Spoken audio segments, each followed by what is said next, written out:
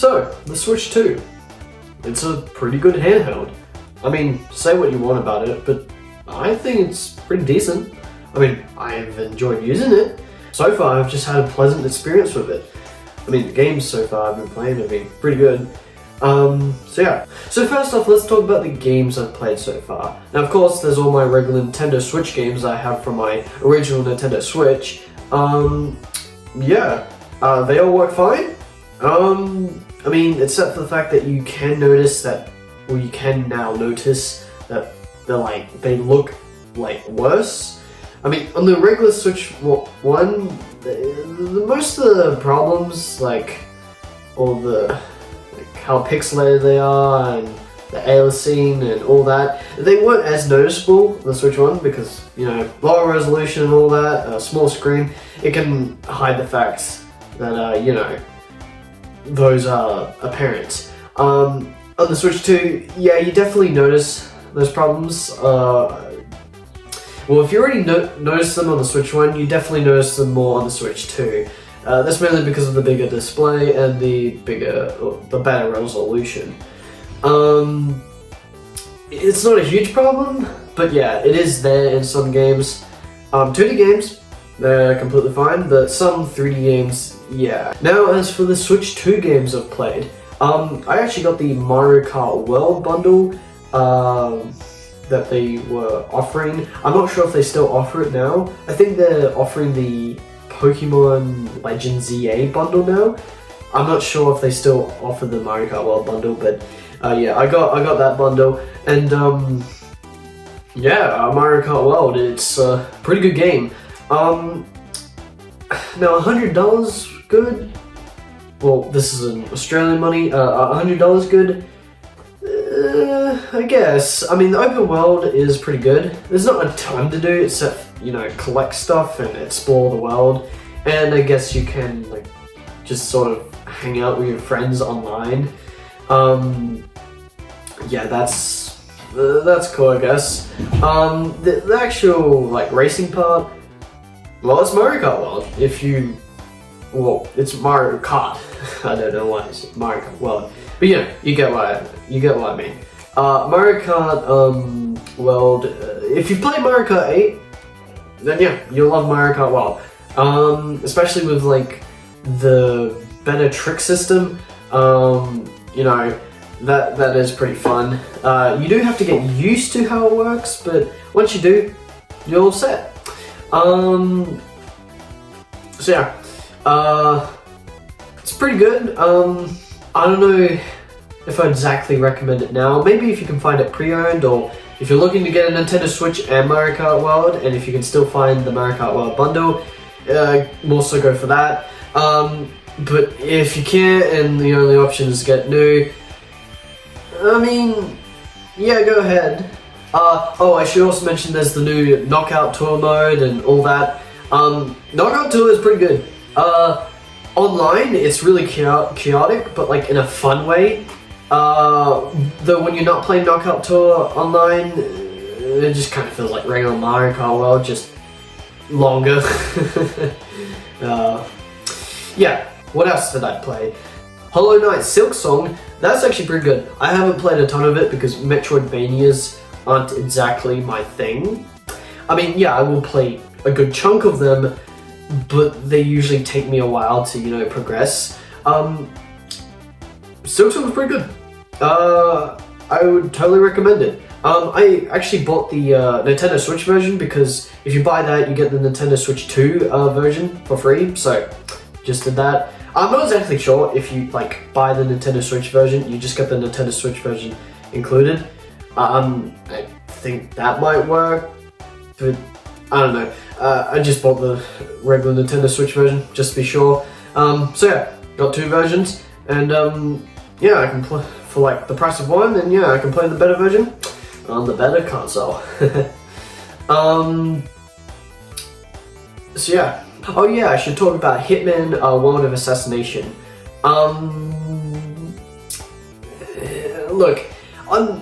Look, I love Hitman. I love the Hitman games. They're pretty fun to play.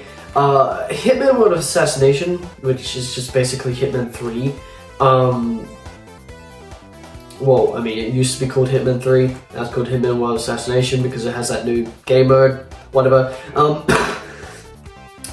yeah, it's got Hitman, the Hitman 1 levels, the Hitman 2 levels, and Hitman 3 levels, and all the rest. It's not a bad package. For what you get, it's worth it. Except for one thing. On Nintendo Switch, the performance is not great.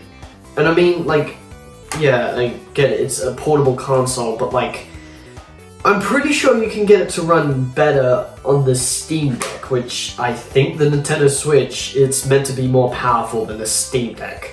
So I don't know what's going on there. They did add like a thing in where you could like either go, where you can go locked or unlocked. Locked just locks you to 30 frames per second. Though it doesn't feel like a smooth 30 frames per second, and if you do it unlocked, it can go higher, but then it can like go like lower than 30 FPS and like higher and lower, and it just honestly feels worse. There are moments where if you point the camera at the floor, oh yeah, that's pretty smooth, but otherwise, no. If you can get past that, it is pretty good.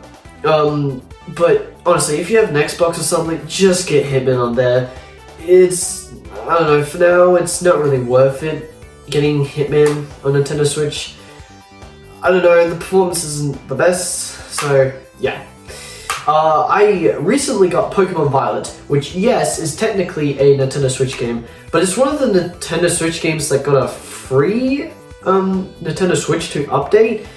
I don't know how it really works. Like, there's some with like paid ones where you like pay $8 more, some where you pay like $20 to $30 more, and then you got some like free ones. I don't know how that all works.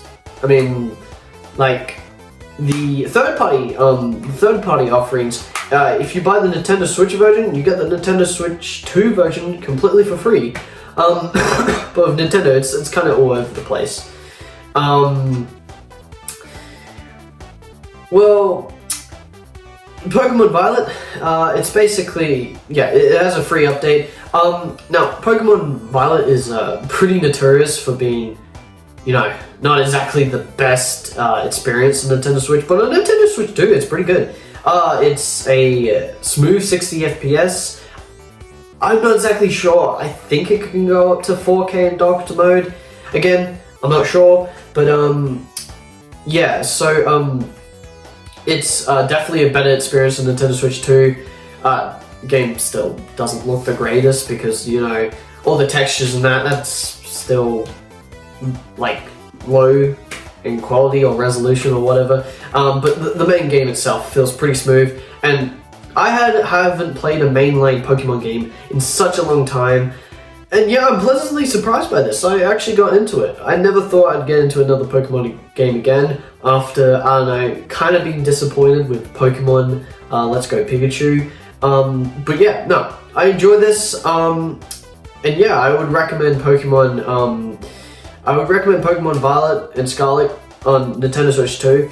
If you're looking for a cheaper option to Pokemon Legends ZA, that, you know, also can run at 60 FPS, because I'm pretty sure the rest of the Pokemon Switch games, they're all locked to 30 FPS. But yeah, this one, smooth 60 FPS, Nintendo Switch 2. Pretty good with the open world, good battling system, you know. I pleasantly enjoy it. So yeah. Oh yeah, I guess I should talk about the upcoming games. Well, I'm just going to talk about the ones I'm excited for. If there's others you're excited for, that's fine. You can comment them down below. These are the games I'm excited for. First off, Metroid Prime 4. Holy crap, a new Metroid Prime game. That's just quite frankly insane. I mean, considering the fact that Metroid Prime 4 got announced at like, I'm pretty sure, wasn't it when the original Nintendo Switch got announced? That's when Metroid Prime 4 also got announced. It's absolutely crazy. And yeah, to think we're finally getting it, and getting it soon, is just absolutely nuts. I might not get it right away, but yeah, I'm still super duper excited for it. I love Metroid Prime. Like I said, I'm not a huge fan of Metroidvanias, though that's mainly with the regular Metroids. With Metroid Prime, I'm not really sure if you can, well, with the Metroid Prime series, I'm not exactly sure if you can classify that as Metroidvania, but it sort of has the same, like, kind of Metroid Prime feel to it, where you have to, like, try and figure out where to go. But, I don't know, I find myself enjoying the Metroid Prime games more than just the 2D Metroid games. Not said bad, just my preference. So yeah, super duper excited for that. The next game I'm excited for is Resident Evil Requiem. Yes, that's right. Resident Evil Requiem will be releasing on Nintendo Switch and the same day, or Nintendo Switch 2, and the same day as the other versions as well. This is crazy. On top of that, ports of Resident Evil 7 and 8 will be releasing on Nintendo Switch 2 as well. That's crazy. If you probably haven't, but if you have, watch my Nintendo Switch 2 games wishlist video. I talked about how I wanted the Resident Evil remakes to be on Nintendo Switch 2 because, you know, more power and performance. They could definitely run on Nintendo Switch 2. I think I might have mentioned Resident Evil 7 and Resident Evil 8. I don't know if I ended up cutting that out of the video. It might still be there, I'm not sure. But yeah, Resident Evil 7, Resident Evil 8, though I was also hoping for them to come. And yeah, they're coming. And they're going to release on the same day as Resident Evil Requiem. There, I have seen there's a bundle that includes them all. And yeah, I'm super duper excited for this. I think they're all running at around 60 FPS. From the gameplay demos of Resident Evil Requiem on Nintendo Switch 2, from what I've seen, they run pretty smooth. I'm not exactly sure if Requiem will run at a, like, full-on, consistent 60 FPS. Maybe a little bit lower, but it looks pretty smooth. And Resident Evil 7, 8, I'm not exactly sure if there was gameplay demos, but I think they, I'd assume they'd definitely run, especially Resident Evil 7 would definitely run at around 60 FPS, if not, like, really close. But yeah, super duper excited for those. I mean, yeah, they are coming out next February, in February next year, which I mean isn't the worst, but it's kind of a wait. Oh man, I just want a new Resident Evil that isn't a Resident Evil remake. But yeah, other than that, that's pretty much all I'm looking forward towards. Now, you may have watched my wishlist video, and you're like, wait a minute, but didn't you wish for other games? Yeah, those are games I wish that would happen, not really games that I'm looking forward towards. If that makes sense. So like, the games I'm looking forward towards, they've been officially announced. You know, I know they're coming, so we've seen gameplay and all that. We know they're releasing and soon. The wishlist stuff, like the stuff I want to see on Nintendo Switch 2, those stuff haven't really been, like, officially announced, and, you know, may not happen. So yeah, yeah. I'll quickly talk a little bit about the experience, like with like game chat and all that. Game chat's pretty good. It's pretty cool. I haven't really gotten a chance to use it since, well, you know, I don't have any friends that have a Nintendo Switch 2.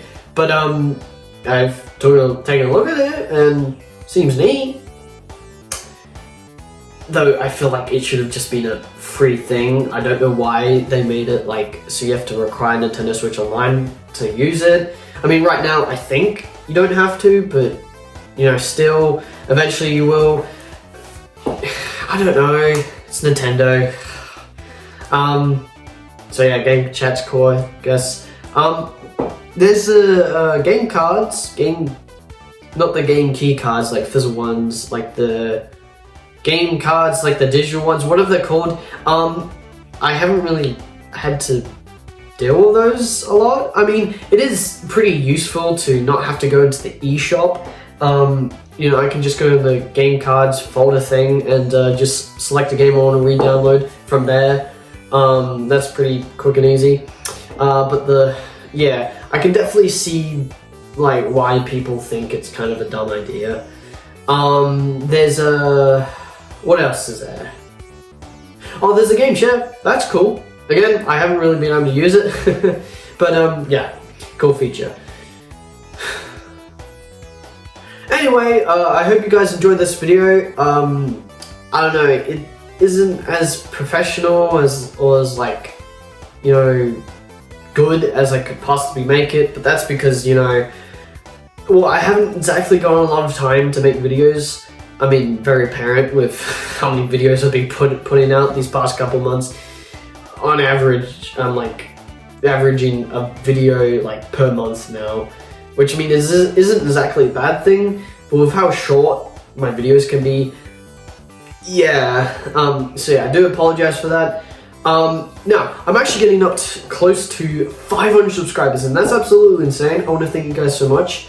I think I have 3 more subscribers to go, so yeah. If we can reach that, yeah, I'll definitely make the Jolly 3 Chapter 1 video that I've been putting off for months. I promise, I will make it, and it will become a reality. And then, you know, you guys can wait like freaking 4 years for the next, Jolly, video, which will be, Jolly 3 Chapter 2. Yeah, thank you guys so much for watching. Comment, like, and subscribe, and I'll see you guys in the next one.